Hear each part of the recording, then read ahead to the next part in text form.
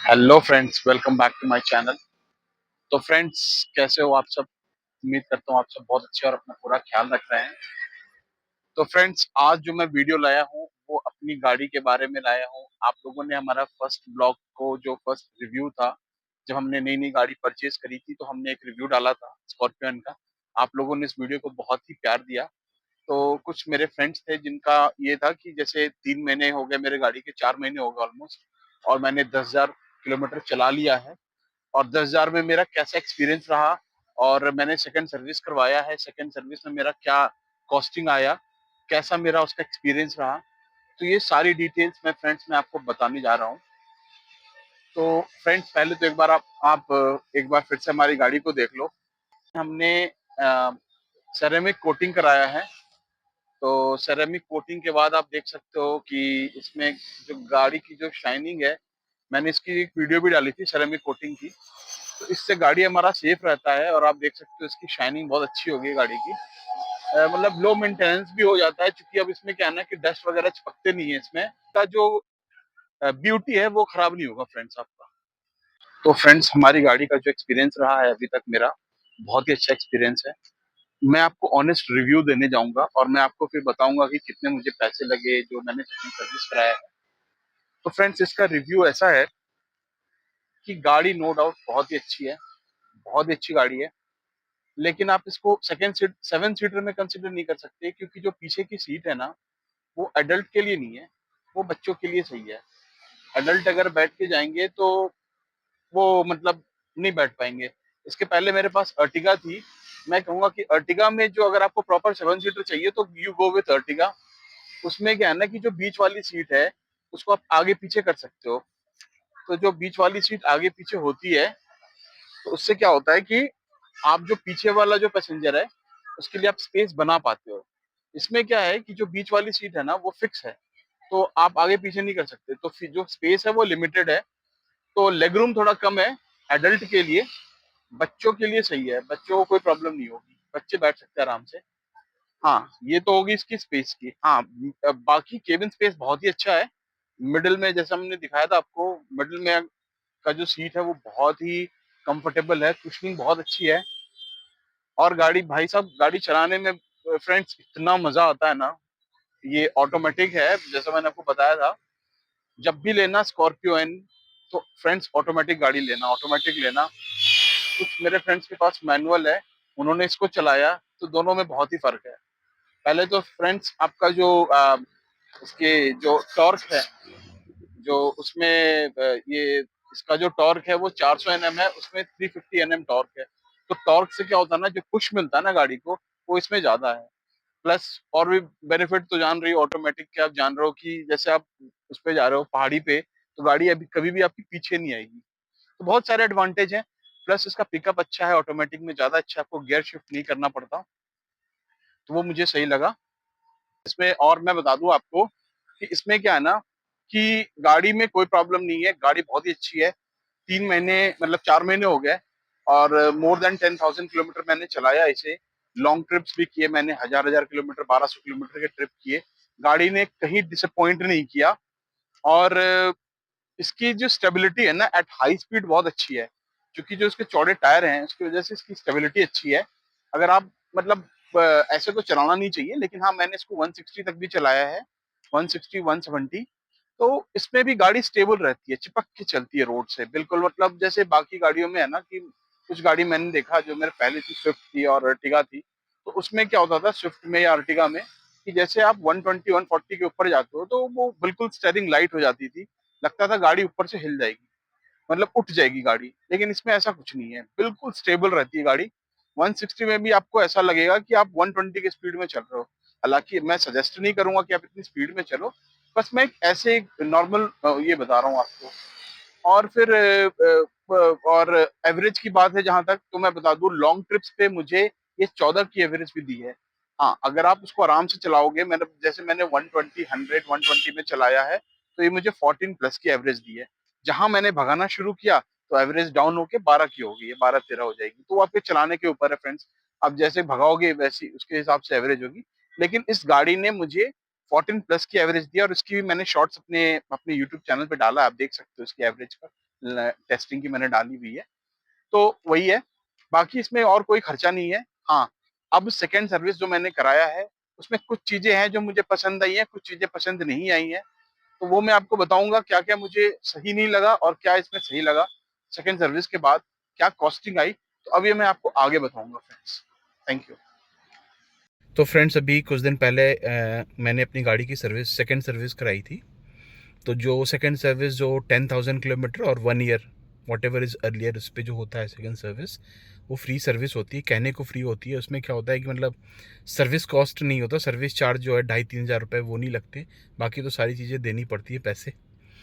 तो मैंने करा उसको, वो कराया सर्विस सेकंड सर्विस। तो फ्रेंड्स उसमें क्या है कि मेरा एक्सपीरियंस जो था वो बहुत ही अच्छा था, लेकिन हाँ कुछ चीज़ें हैं जहाँ पे मैं महिंद्रा वालों को बोलूँगा कि उन्हें अपना काम करना चाहिए। वो मैं आपको बताता हूँ आगे क्या हुआ। हुआ ये कि जब हम सेकंड सर्विस कराएं, हमने अपनी गाड़ी को दिया वहाँ पे, तो सर्विस उन्होंने बहुत अच्छा करा। ठीक है, गाड़ी को अच्छे से उन्होंने क्लीन करा, जो भी उसमें उन्होंने जो ऑयल चेंज किया है और जो व्हील खोल के जो साफ़ करते हैं अंदर में डिस्क पैड वगैरह, उसकी उन्होंने प्रॉपर वीडियोस बना के मुझे शेयर करी। ये सब चीज़ें मुझे अच्छी लगी, जो चीज़ें मुझे अच्छी लगी वो मैं आपको बता रहा हूँ। तो चूंकि जहाँ पे सर्विस होता है वहाँ पे कस्टमर को जाना अलाउड होता नहीं है, तो कस्टमर लॉन्च में ही बैठते हैं। तो वहाँ पे वो क्या करते हैं कि आपको वीडियो शेयर करते हैं, जो जो चीज़ें वो करते हैं आपकी गाड़ी में उसके वीडियो शेयर करते हैं। तो उन्होंने ऑयल चेंज का वीडियो शेयर किया, उसके बाद जो गाड़ी को ऊपर ले जाके और मतलब रैंप पे खड़ा करके और चारों व्हील्स निकाल के साफ़ करते हैं उसकी वीडियो शेयर करी। उसके बाद जो गाड़ी की जो सफाई हुई उसका वीडियो शेयर किया। ये सब ठीक है, गाड़ी सेकेंड सर्विस हो गई। उसकी जो कॉस्टिंग आई थी वो मैं आपको अभी आगे बताऊंगा जो कॉस्टिंग आई थी। उसके बाद फिर जब सेकंड सर्विस हो गया, सब कुछ हो गया, हम गाड़ी को लेकर घर आ गए। जब हम घर आए तो उसके बाद मुझे कुछ उसमें लगा ना कि उसकी जो गाड़ी की जो अलाइनमेंट है वो सही नहीं है।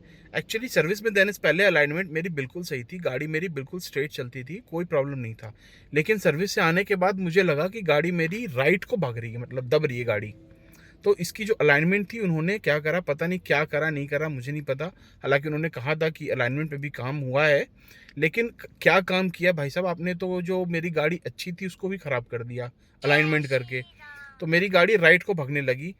उसके बाद फिर मैंने इनको कंप्लेन करा, मैंने इनको फ़ोन करा, तो इन्होंने तुरंत एक्शन, नो डाउट इन्होंने तुरंत ही मतलब एक्शन लेते हुए मुझे बोला सर आप प्लीज़ आ जाओ, आपको अपॉइंटमेंट लेने की कोई ज़रूरत नहीं है, आप जिस भी दिन फ्री हो आप आओ और अलाइनमेंट करवा देंगे। उसके बाद फिर हम जिम कॉर्बेट के ट्रिप पे गए थे। उसके बाद फिर हम आए हैं, उसके बाद फिर हम गाड़ी ले गए अलाइनमेंट के लिए। तो इन्होंने हमारी गाड़ी को, उसके बाद उन्होंने कहा कि चलो ठीक है सर, आप आओ गाड़ी लेकर, आपको अपॉइंटमेंट कराने की कोई ज़रूरत नहीं है, हम आपकी गाड़ी को फ्री ऑफ कॉस्ट में जो भी है अलाइनमेंट सही करके देंगे। उसके बाद हम गए, इनको हमारी गाड़ी को इन्होंने, हम ऊपर ले गए और अपना अलाइनमेंट वगैरह सही करके हमें दे दिया। लेकिन मेरा ये कहना है कि आप मतलब एक परेशानी तो हुई ना फ्रेंड्स कस्टमर को। अब जैसे हम वर्किंग लोग हैं, हमें ऑफिस मतलब हमारा ऑफिस छोड़ के मतलब ऑफिस से ब्रेक लेके 1-2 घंटे का टाइम हमारा जो ख़राब हुआ, तो who is answerable for this. हालांकि वो कह रहे थे कि पिक एंड ड्रॉप सर्विस हम आपको दे देंगे, but I don't trust friends, मतलब नई गाड़ी में ऐसे दे दूँ और उनका बंदा आएगा और वो पिक करके ले जाएगा, वो बनाएगा, मतलब मैं मतलब मैंने सोचा कि अब जो भी कराऊंगा मैं सामने कराऊंगा। तो जो अलाइनमेंट हुआ गाड़ी का, मैं गया उनके सर्विस सेंटर में ऊपर में वर्कशॉप पे और अपने सामने बैठ के मतलब देख के मैंने अलाइनमेंट करवाया। उसके बाद मैंने गाड़ी की टेस्ट ड्राइव ली। उसके बाद जब सब कुछ ओके हुआ फिर उन्होंने दे दिया। तो ये चीज़ तो होगी, मतलब ये मुझे ये सही लगा कि चलो ठीक है, आपने एक्शन तुरंत लिया, जो गलती हुई थी उसको आपने सुधारा। लेकिन बस मैं यही कहूँगा कि मतलब आप चीज़ों को अच्छा करो। कस्टमर आपके पास आते हैं तो आप ऐसा नहीं कि उसमें कुछ प्रॉब्लम क्रिएट कर दो जिसकी वजह से कस्टमर को प्रॉब्लम हो, बस मुझे ये कहना है। बाकी मुझे कोई प्रॉब्लम नहीं है, उन्होंने गाड़ी बहुत अच्छे से सर्विस करी है, सब कुछ सही हुआ है। और उसके बाद गाड़ी चल सर्विस के बाद भी गाड़ी स्मूथ हो गई चलने में, नो डाउट ब्रेक वेक सब सही है, नो कोई इशू नहीं है। बस वही अलाइनमेंट का इशू था, वो उन्होंने ठीक कर दिया। तो फ्रेंड्स जो सर्विस का जो चार्ज आया है मैं आपको दिखाना चाहूँगा अपना बिल। तो ये देखो फ्रेंड्स, ये बिल है। तो जो टोटल बिल आया हमारा, टोटल अमाउंट 8565 का आया है। ठीक है, इस पे इन्होंने जो जो चीज़ें चार्ज करी है वो मैं आपको बता दूं। ये देखो, ये वॉशर सीलिंग है, ये 175। ठीक है, मैक्स ऑयल फिल्टर है 309। ये आप पूरा देख सकते हो। ये मैक्स लाइन अल्ट्रा V4 ये ऑयल है, इसका इन्होंने इतना चार्ज करा है 2659। ठीक है, इसके बाद मैक्स क्लीन है, और ये इसमें वो भी डलता है ना, DEF, तो वो भी है, उसके भी चार्जेस कटे हैं इसमें। तो ये आप बिल को देख सकते हो फ्रेंड्स, ये है। और व्हील अलाइनमेंट भी देखो, व्हील अलाइनमेंट भी हुआ था, व्हील बैलेंसिंग भी हुआ था, जिसका इन्होंने 868 और 542 चार्ज करा है। लेकिन बैलेंसिंग तो ठीक है, लेकिन अलाइनमेंट थोड़ा सा सही नहीं था। बाकी ये सब चीज़ें हैं। हाँ, इन्होंने ये जो Burgman extra thick micro fibre आप देख रहे हो, ये हमें फ्री में दिया था इन्होंने, 293 है। लेकिन इफ इसका इन्होंने इतना, जब हमने डिस्काउंट मांगा तो ये डिस्काउंट में कपड़ा दे दिया इन्होंने हमें। बाकी तो पूरा चार्ज लगा है इसमें। तो यही है फ्रेंड्स, मतलब मान के चलो 8300 रुपीज़ हमें टोटल इसमें लगा है। और सेकंड सर्विस में, जो कि कहने को फ्री सर्विस होती है, लेकिन उसमें भी 8300 रुपीज़ लग ही गए हमारे। और जब पेड सर्विस होगा तो उसमें 3000 रुपये, 3-3.5 हज़ार मेरे ख्याल से, या 4000 रुपये जो भी है, मतलब लेबर चार्ज वो ऐड हो जाता है। बाकी तो सब चीज़ें सेम ही होती है फ्रेंड्स। तो यही है। बाकी अगर आपको और कोई क्वेरीज़ हो इससे रिलेटेड फ्रेंड्स, तो आप प्लीज़ मुझे मैसेज करो, मुझे कमेंट करो। और मेरा इंस्टा आईडी भी है मेरे यूट्यूब चैनल पे, आप उस पर भी मुझे कमेंट कर सकते हो। और हमारे इस वीडियो में भी आप कमेंट कर सकते हो अगर आपको कोई भी क्वेरी हो फ्रेंड्स। ओके ओके फ्रेंड्स, अपना ख्याल रखिए। Bye bye, Tata.